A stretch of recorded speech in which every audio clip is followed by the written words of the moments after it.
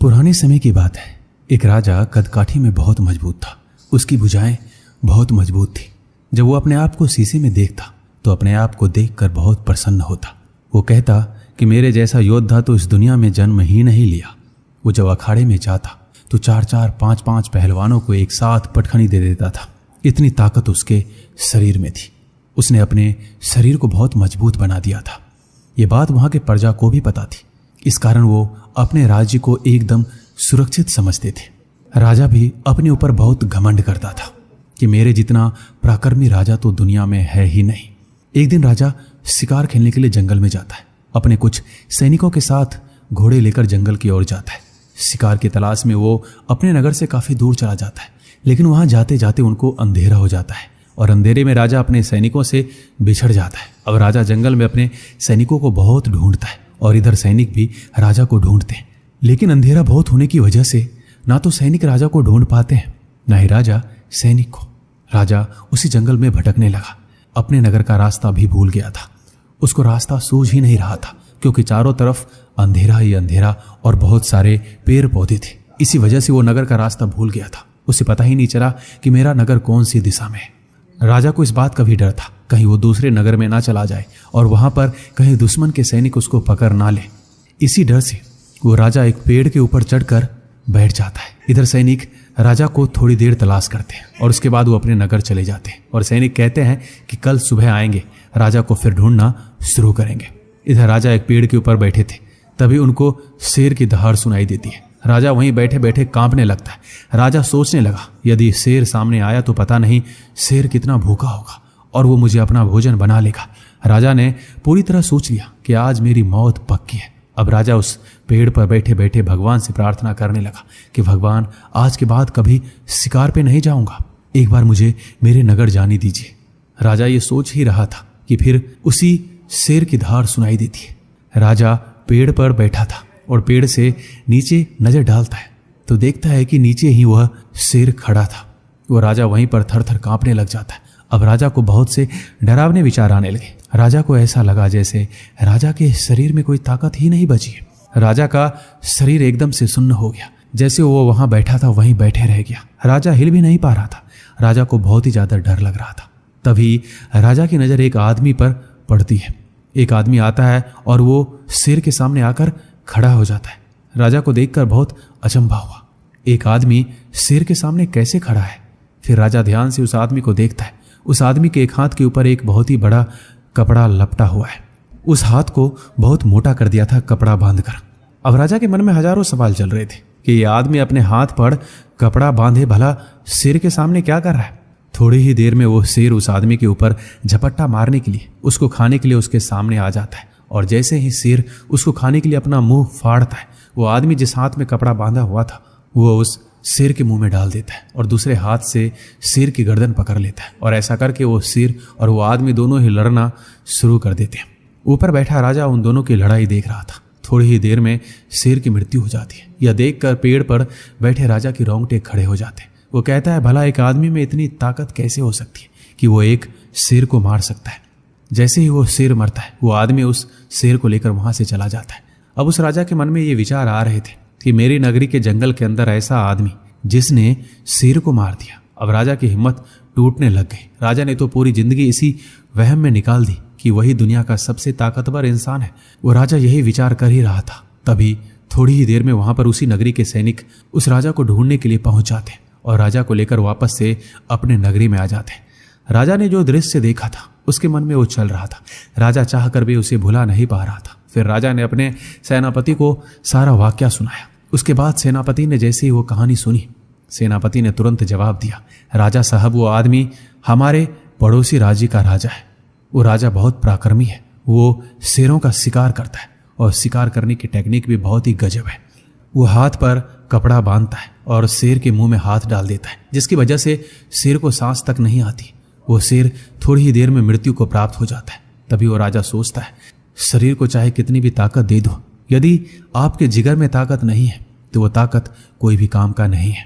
राजा ने उस शेर को देखा था तो उसका शरीर निर्बल हो गया था। उस शरीर के अंदर कोई भी ताकत नहीं बची थी। भला उस ताकत का क्या करें जो ताकत मुसीबत पड़ने पर काम ना आए। उस ताकत का क्या मतलब? ताकत तो जिगर में होनी चाहिए, जैसे उस राजा के अंदर थी जिसने शेर से मुकाबला किया और उसने शेर को मार भी दिया। भला ये ताकत मेरे शरीर में क्यों नहीं है?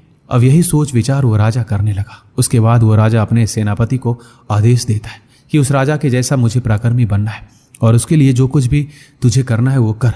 मुझे अपने अंदर हिम्मत भरनी है, क्योंकि राजा को पता था कैसे वो शेर को देखकर इतना डर गया था। उसे पता था कि उसके अंदर इतनी ताकत नहीं है, उसके अंदर बिल्कुल शक्ति नहीं है। उसका शरीर चाहे कितना भी मजबूत हो, लेकिन उसके अंदर ताकत नहीं है। इसलिए वो अपने सेनापति को आदेश देता है कि ऐसा कुछ करो जो मेरे अंदर शक्ति आ जाए, मेरे अंदरूनी शक्ति बढ़ जाए, तभी मैं किसी से युद्ध कर पाऊंगा। राजा को पता था यदि पास वाले राजा ने उस पर हमला कर दिया तो उसकी हार निश्चित है। इसलिए अपने जनता और अपनी प्रजा को सुरक्षित करने के लिए उसे अपने अंदर हिम्मत भरनी होगी। उसको अपने अंदर की ताकत को बाहर निकालना होगा, उसे मजबूत करना होगा, तभी वो युद्ध लड़ सकता है, शेर जैसा जिगर बन सकता है और वो ही असली राजा होता है। तभी वो सेनापति आसपास के नगरों में इस चीज का पता करता है शेर से लड़ने वाले राजा ने किस गुरु से शिक्षा ग्रहण की थी, उसका बचपन कैसे गुजरा, किसके पास गुजरा।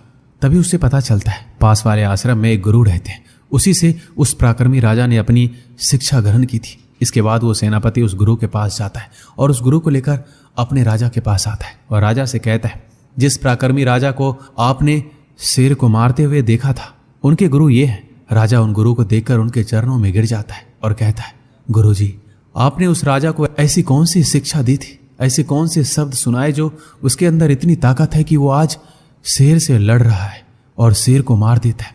मैं इतना ताकतवर होते हुए भी जब शेर को मैंने देखा तो मैं एकदम से निर्बल हो गया, मेरे शरीर से सारी ताकत गायब हो गई। ऐसा लग रहा था जैसे मेरे हाथ पैर काम नहीं कर रहे। आखिर ऐसा क्यों होता है?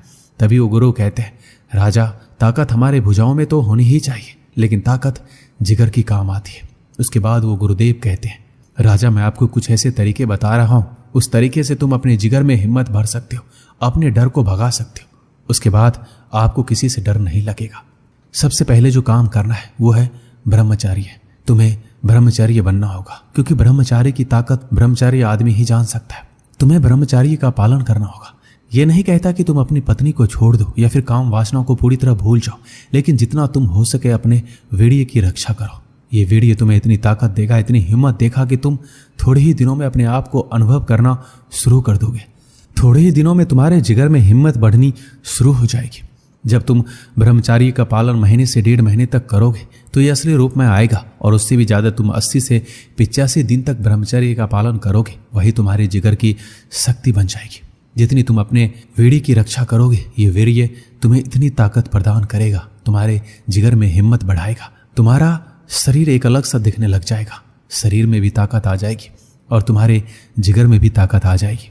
मानसिक और शारीरिक दोनों ही तरह से तुम ताकतवर बन जाओगे। दूसरा काम है, तुम्हें साहसी काम करना है। जिस काम से तुम्हें डर लगता है वही काम तुम्हें करना है। यदि तुम्हें सांपों से डर लगता है तो तुम्हें सांपों के बीच रहना होगा, सांपों से लड़ना होगा, सांपों को कंट्रोल करना होगा। यदि तुम्हें शेर से डर लगता है तो तुम्हें शेर के सामने जाना होगा, शेर को देखना होगा। यदि तुम्हें अंधेरे से डर लगता है तो तुम अंधेरे में जियो, अंधेरे में रहो। धीरे धीरे तुम्हारे जीवन से अंधेरे का डर खत्म हो जाएगा।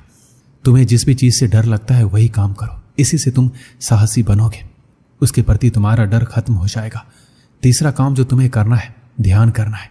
रोज सुबह ब्रह्म मुहूर्त में उठना है और ब्रह्म मुहूर्त में ही तुम्हें ध्यान करना है, क्योंकि उस समय ब्रह्मांडीय शक्ति सक्रिय रहती है और उसी शक्ति से तुम अपने आप को जोड़ लोगे। जिस दिन उस ब्रह्मांड शक्ति से तुम अपने आप को जोड़ लोगे, तुम्हें किसी चीज का भय नहीं रहेगा। एक बात का और ध्यान रखना, तुम अपने शारीरिक शरीर के लिए मेहनत कर रहे हो, जो तुम्हें करते जाना है, उसे छोड़ना नहीं है।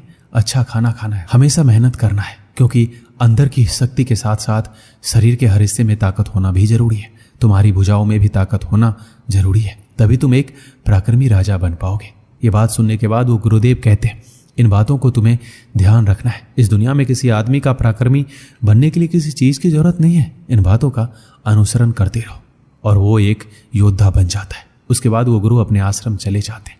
दोस्तों, ये बात 100% सही है। पुराने जमाने में योद्धाओं की कहानी पढ़ाई जाती थी, इसलिए उनके बच्चे योद्धा बनते थे। आज की तारीख में हम भूत प्रेत की कहानियां सुनते हैं। बच्चों को बचपन से डराया जाता है, बेटा जल्दी खाना खा लो नहीं तो भूत प्रेत आ जाएगा। इसी से इंसान डरता जाता है। हमेशा हमें यह पढ़ाया जाता है कि अंधेरे में भूत होता है। हमें अंधेरे से डर लगता है क्योंकि हमारे दिमाग में घुसा दिया गया है कि अंधेरे में भूत होता है। और जिगर में हिम्मत ना होने की सबसे बड़ी कारण यह है कि हम बचपन से डर को महत्व देते आए, डर को बड़ा मानते आए। हर चीज से हमें डराया गया है, इसलिए आज भी हमारे अंदर डर है। दोस्तों, इस वीडियो में बस इतना ही। मिलते हैं अगली वीडियो में। अपना ख्याल रखिएगा। धन्यवाद।